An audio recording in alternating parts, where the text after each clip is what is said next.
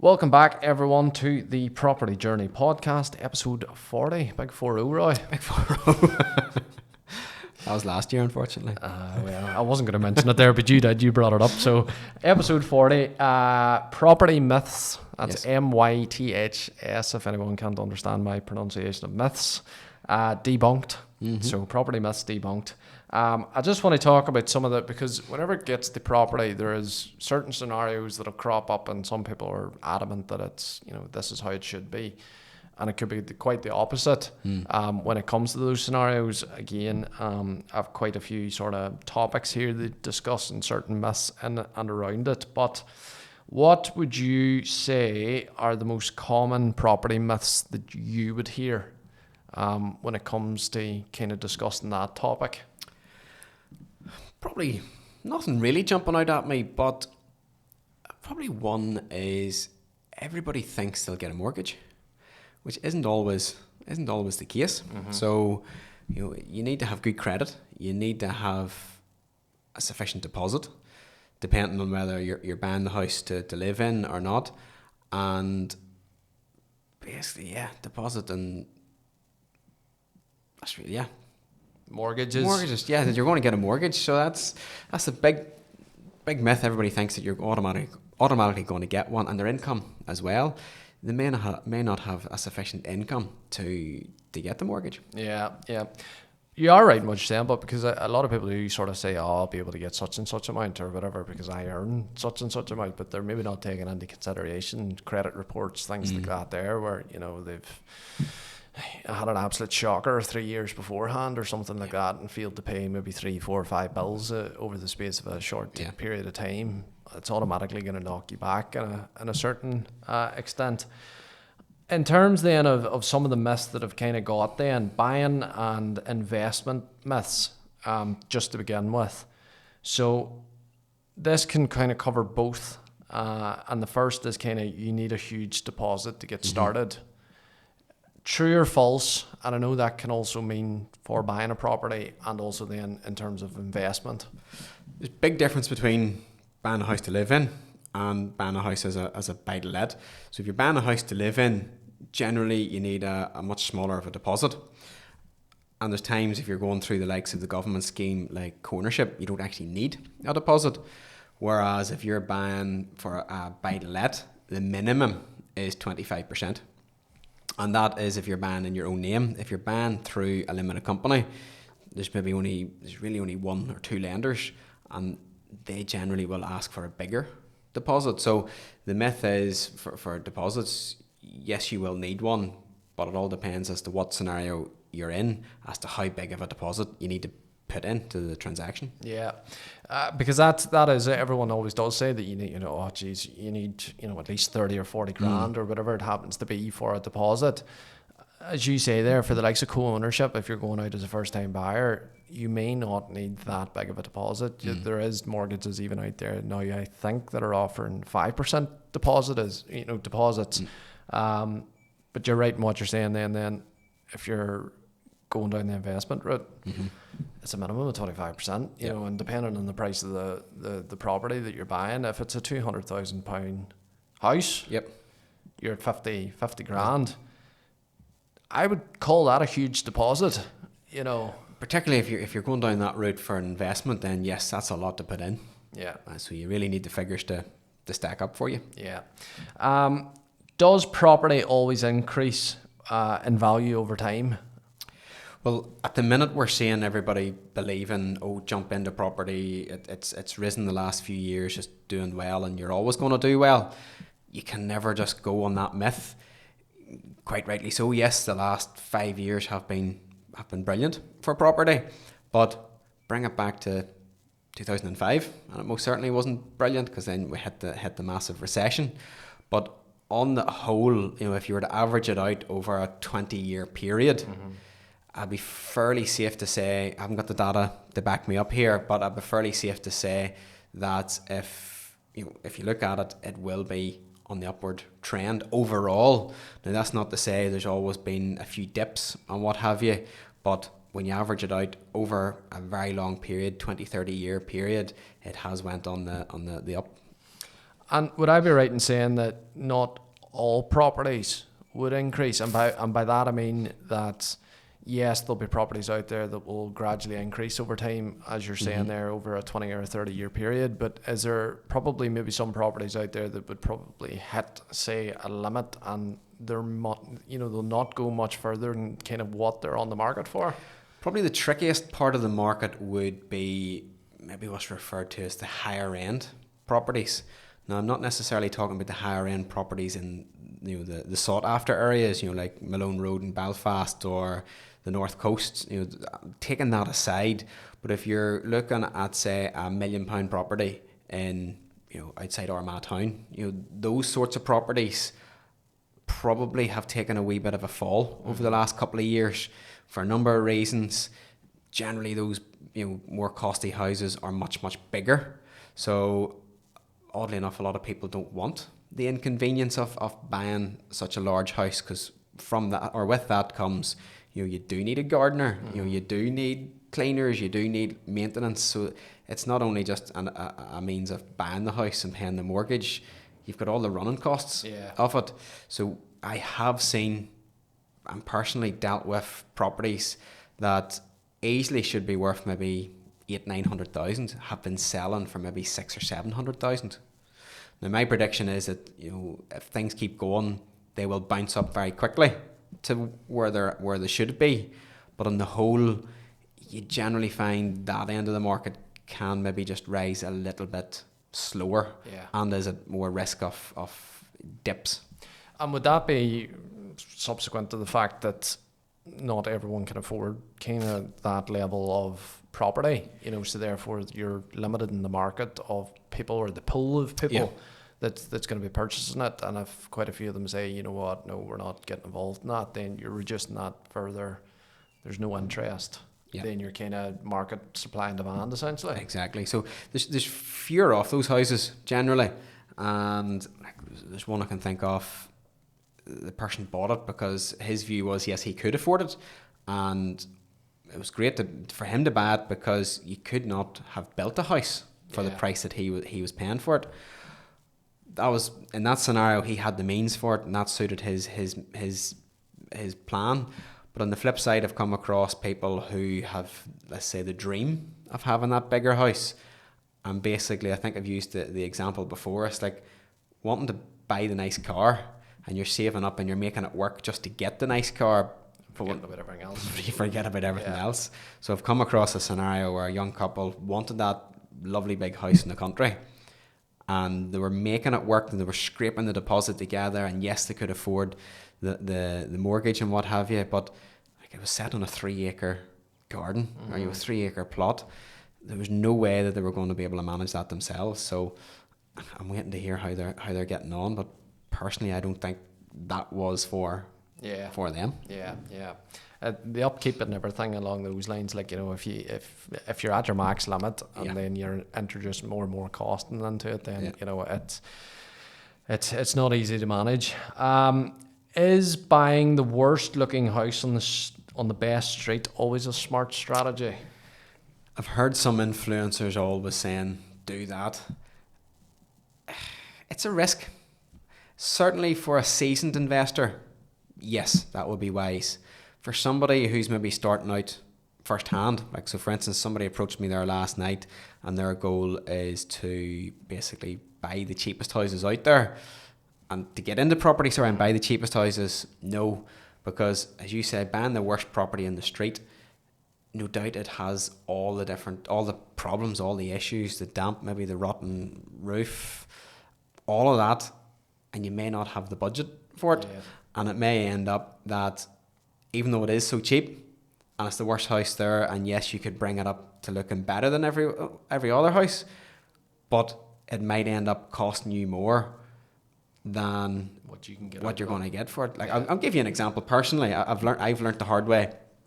About 8 years ago, I picked a model whereby everybody was running for the first time buyer houses and refurbing them. I went for the next level up, the home mover market.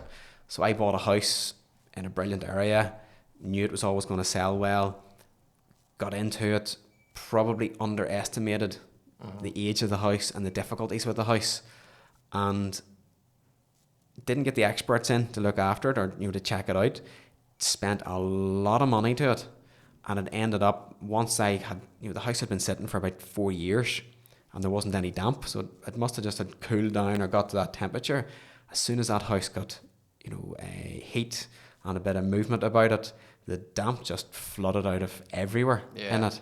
And it ended up, it became very difficult to sell because there was those issues, and then also anybody who was coming to buy it, understandably, were home movers.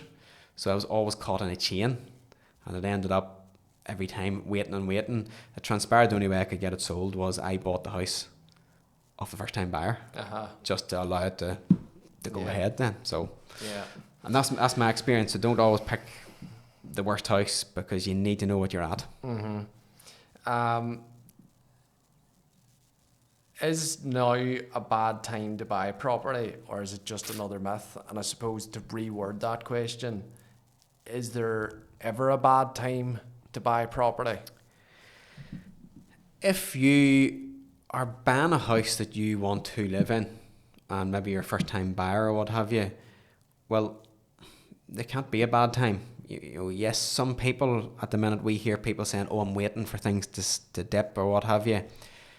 If you're buying a house and it's your dream home and you're going to live in it for 15, 20 years, well, if it does drop a wee bit in price, so what? It's in an area you want to live, it's in a location close to you, the house suits your needs, all the rest of it. If it's something whereby you're a wee bit hesitant and you're only buying a house because you're afraid of maybe things getting too expensive, well, that's a personal choice. That's where you have to weigh up your view on risk. Nobody knows. Coming out of COVID, I thought to myself, everything's going to be going downwards, and in fact it went the other way. As even the likes of, look at gold and silver, the commodities trading at the minute, silver has more than doubled in the last year. Gold just keeps hitting an all-time high. For the last 12 months, anybody has always been thinking to themselves, it could fall at any point. But it's your view on risk, and do you really need the house? Because you always do hear it, it's not a great time, the prices are way mad or whatever.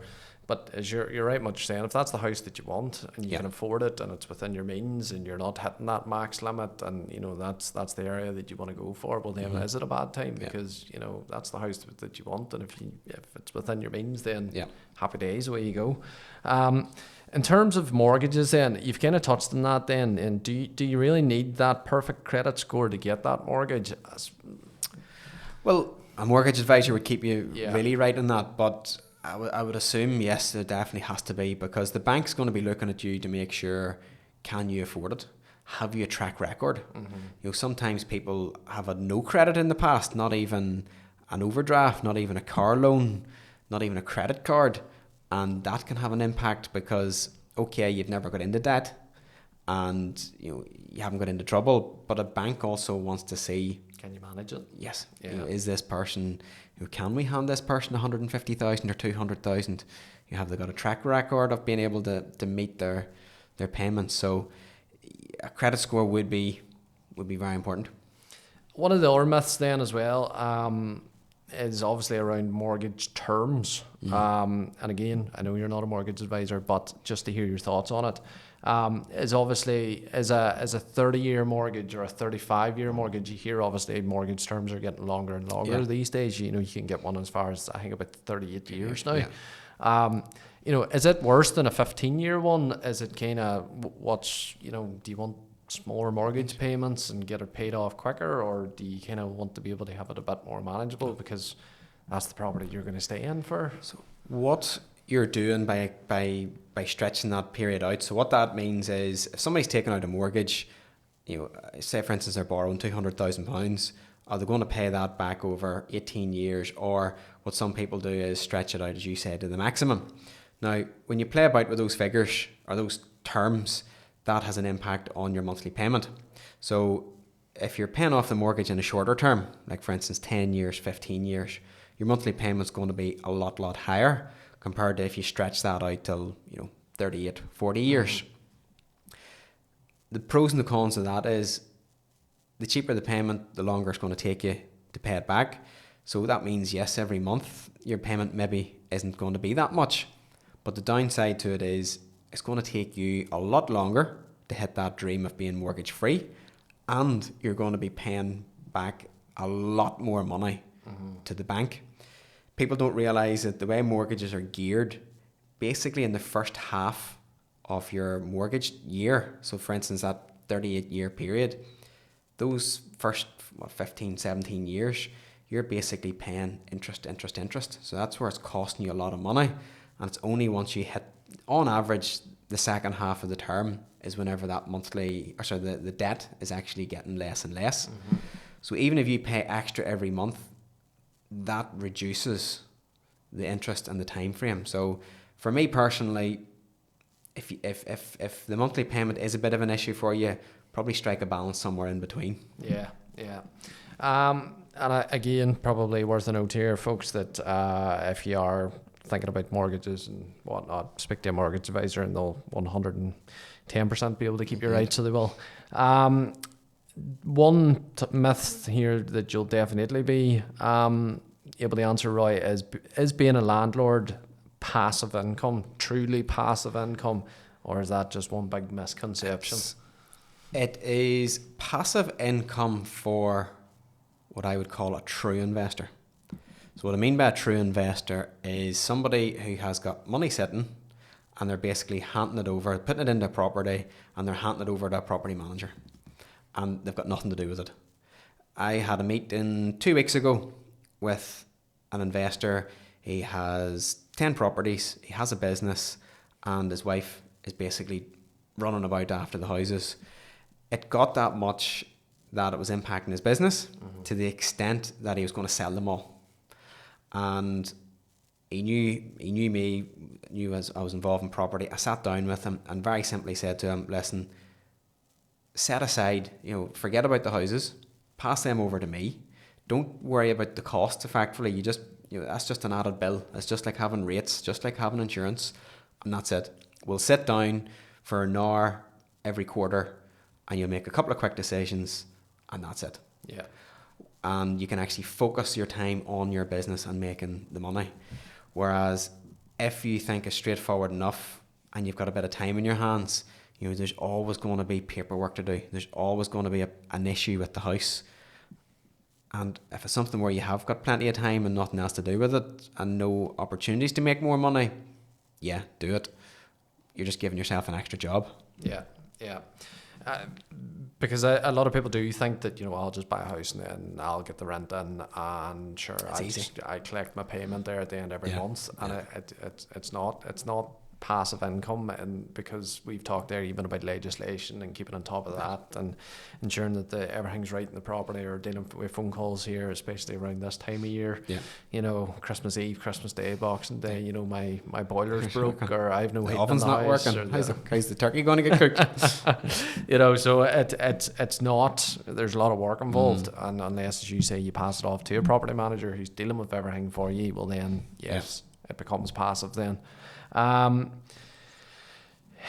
The other one is kind of then, the rental market, and by this I mean from someone that is renting. There's a myth there that does renting always mean that you're just throwing away money?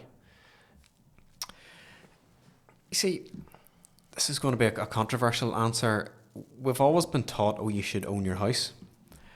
But owning your house, if you jump into buying a house as soon as you get a job, for instance, maybe you're out of university or what have you, you're very, very quickly tying yourself, and you're restricting yourself as to what your opportunities and what you can, what you can't do. What the super smart would teach you is you should rent a house, and then what you do is you buy a house and you use that rental income towards the rent. Now, it's not going to completely cover it all, but at least then that way you are, it can be a more cost-effective way of living. Like, for instance, you've got no major repairs in the property because then the landlord's responsible for that. If your circumstances change, and what we're finding with young people now, 1 month they're focused on this idea, and then the next 2 months later they're deciding, you know what, I'm going to go to Australia for 6 months. Very flippant, You know, yeah. you get a new job and you go just decide straight later, a month later you're going to go to work in Australia. And if you own a house, you're completely tied then, because are you going to sell it? If you go to sell it, that's going to take time and all the rest of it. Whereas if you were renting, give your notice and away you go. Yeah. Because there is this whole conception of, oh, well, sure, I'm paying rent, Yeah. so I could just be paying a mortgage. But, you know, you're tying yourself in there to a property. You're signing up to the terms and conditions of the mortgage, Yeah.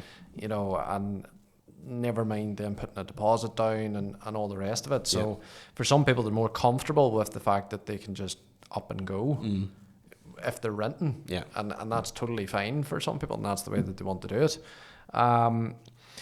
I kind of then when I talk then about even just the market and maybe economies and things like that there, I don't want to bore you. Don't worry, folks, I'm not going to bore you. But again, it's one of those ones, the property market has this conception that it's safe as an investment, even though the word investment is there. Yeah.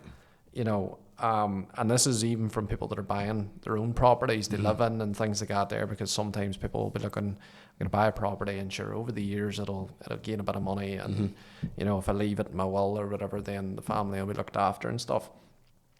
But is the market too, you know, I suppose they're saying, or the question I have is the property market too unpredictable to invest in safely? But I suppose I want to reword that to the fact is do people not realise maybe the risk that's involved with property? A lot of people underestimate the risk. Like a big example I'll give you is first time buyers coming in to meet with their solicitor to sign. The amount of times you get asked the question, oh, does my partner have to come in as well?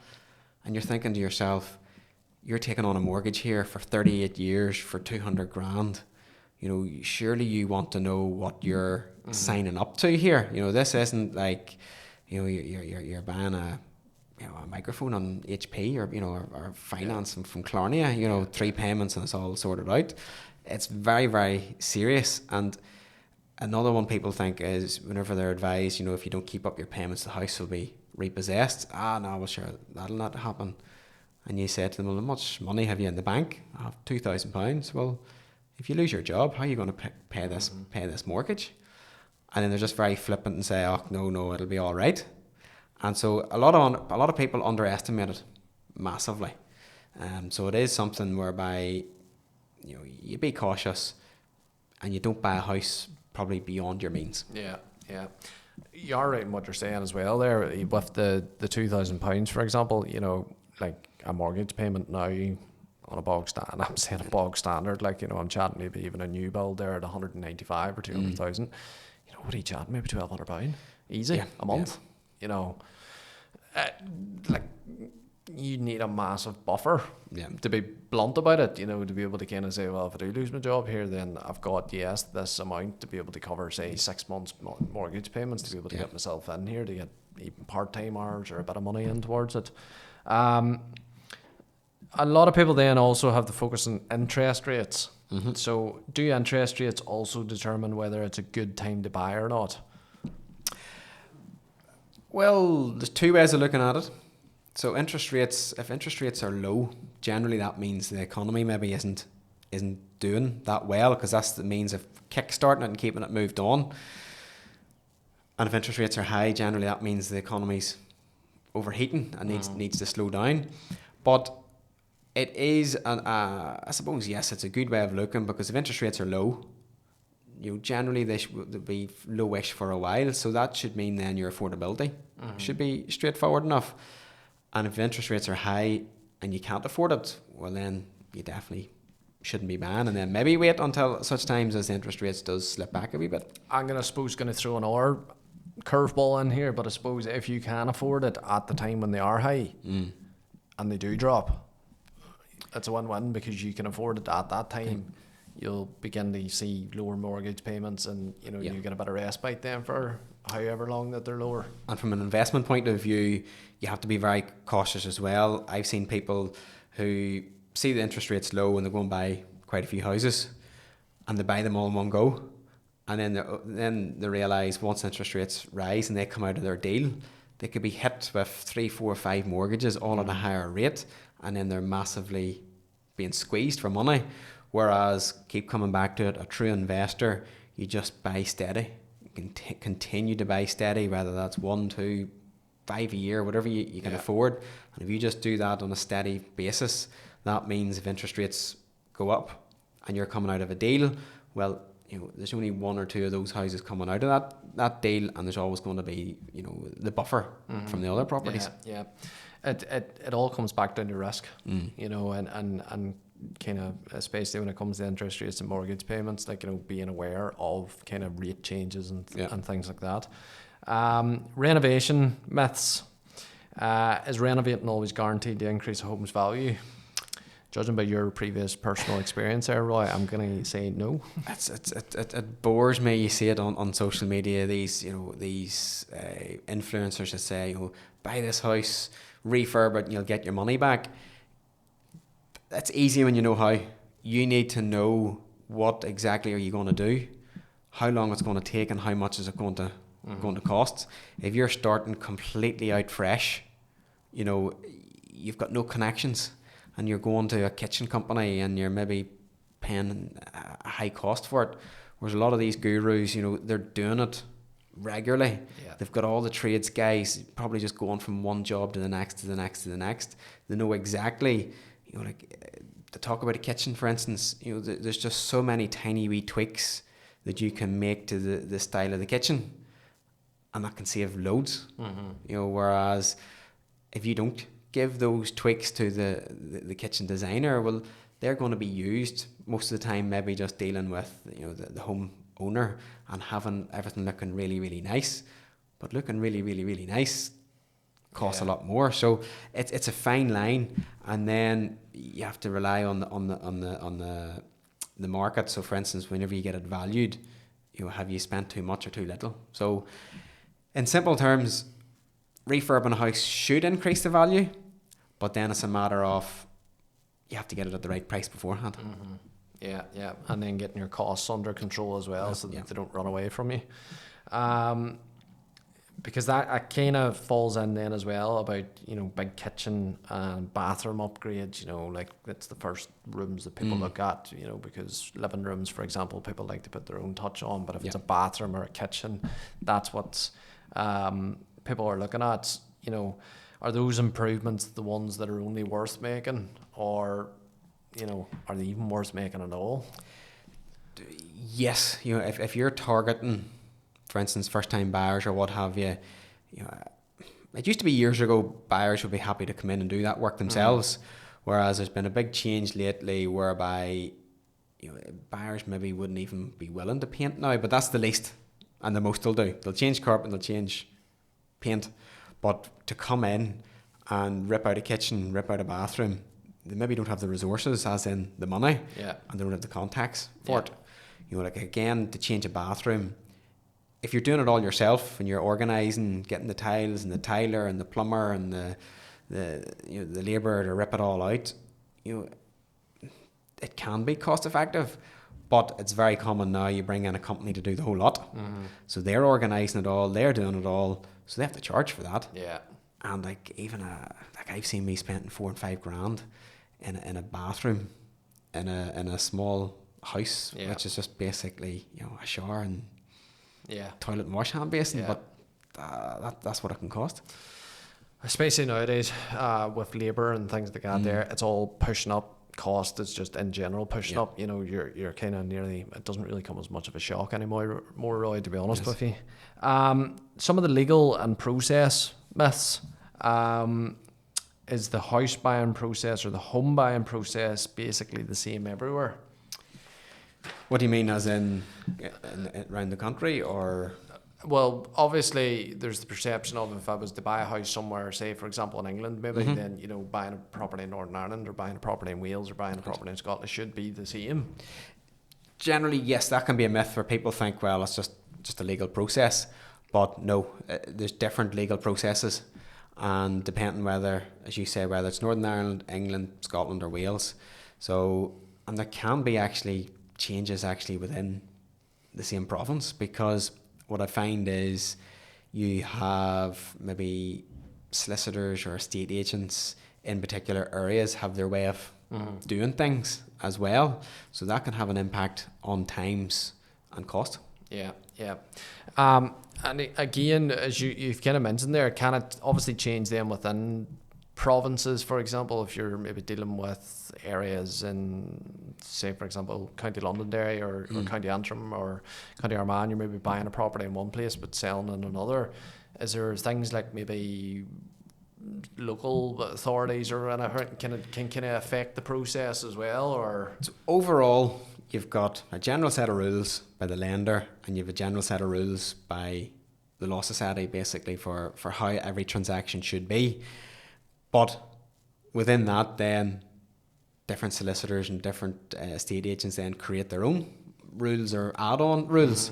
So a big one would be maybe particular developments maybe in an area that maybe has a couple of wee issues or niggles or something like that, whereby local solicitors will know, and they know practically it's not an issue and what have you, so they're more than happy.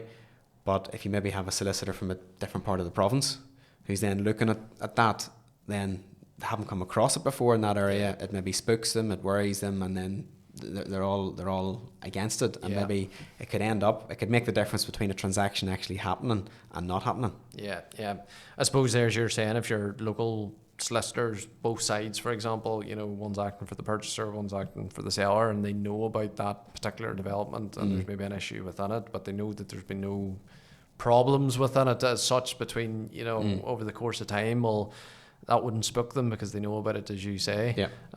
Someone coming in from the other end of the country looking at that would be like, no way. Kind of final couple then, is skipping a property survey ever a good idea? Legally, I should say it's never a good idea. Where are the times where you could maybe reduce that risk would be, in theory, the nearer the house, then in theory there should be the least risk of something being wrong with the house. Yeah. But it is always advisable have a survey done for the sake of whatever it is, maybe £300-400. Again, comes back to, as I said earlier, if you're going to buy something, you need to be able to afford the whole and everything linked to it. So for the sake of it, for the sake of £300-400, have it checked out, regardless of maybe of how new or how old the house is. But definitely, the older the house, the more detailed the report should be. Again, some reports could be as much as maybe £1,000, £1,200-1,300. If you say that to a buyer and they're thinking to themselves, my goodness, I'm not paying that. I'll take a chance. But I'd rather pay 1,000 and be told, here, this could potentially be costing you 50 or 80,000, and walk away by only losing £1,000. So it should be something that you factor in, that when you're buying a house, you've got maybe a mortgage broker to pay for, you've got your legal fees, you've got your survey, you've got your removal costs, you've got your stamp duty. That should all be part of it. Yeah, all factored in. What would and that's probably the final question, but what's one myth that you believed yourself at kind of the very start, that you kind of know now that... A very naive one. And when I look back now, I think it looks very simple, but I believe, I get asked it all the time, and that is, when I first started buying houses at a very young age, I just picked a house and bought it. And then whenever I bought it, I started to work out, well, this is what my costs are, and this is what my rent should be. Now, I do know of people who are doing that at the minute, and they're being very lucky and very fluky, simply for the fact that the rental market is so strong and they're able to get away with it. But you have to do all your numbers. You actually have to start backwards. How much is the house going to rent for? Is it going to rent easily? So how much rent's that coming in? How much are all going to be my costs? And is it really worth my while? Yeah. And what kind of then would be the key takeaway then, would you say, that for anyone that's listening to the podcast, kind of in terms of myths, in terms of certain topics around the property market, kind of what would be the one thing that you would say to them after listening to this that they should take away? Talk to somebody who has been there before, just experience-wise, and not just anybody. So I know some people who ask maybe 20 people and they end up don't taking any advice. Yeah. I always believe you pick the true person who you trust the most and has maybe been there, and whatever they say, you go with it. Yeah. I think I've shared it with you before. I've done work with a farmer who has properties, and it's very obvious he has his team. He has got his solicitor, he's got his accountant, he's got me as his property, and he just simply lifts the phone call to each of those people. That's who he's putting his trust in, and he's taking it. Yeah. And he takes that information and he makes the decision. So basically, pick the right person and go with their experience. Yeah, yeah. Thank you very much, Roy. Thank you. Property myths debunked, folks. If you have got any more, be certain to send us a wee message and we'll see about discussing them in the next episode. But as for now, this will be the last episode before Christmas, Roy, and then we're off for a couple of weeks here to enjoy our holy bobs. So, folks, thank you very much for all tuning in this year again. We do really appreciate everyone that is tuning in, all the messages that come through to Roy especially. He always lets me know whenever people have been saying that they've been listening.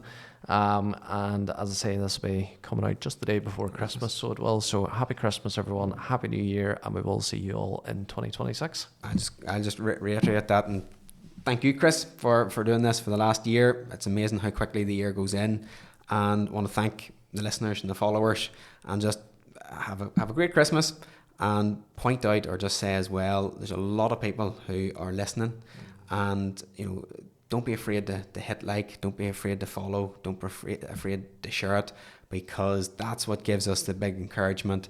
It gets more people involved, gets more questions coming in, keeps the content fresh. And just to follow up on what Roy's saying there, it gets the right advice out there. Yes. It's the key thing for us. It's what the focus of the podcast is. That's why we set it up, was to get the right advice out to the listeners and to make sure that they had everything to be able to make the right decisions going forward. So thank you. See you in 26. See you all in 2026, folks.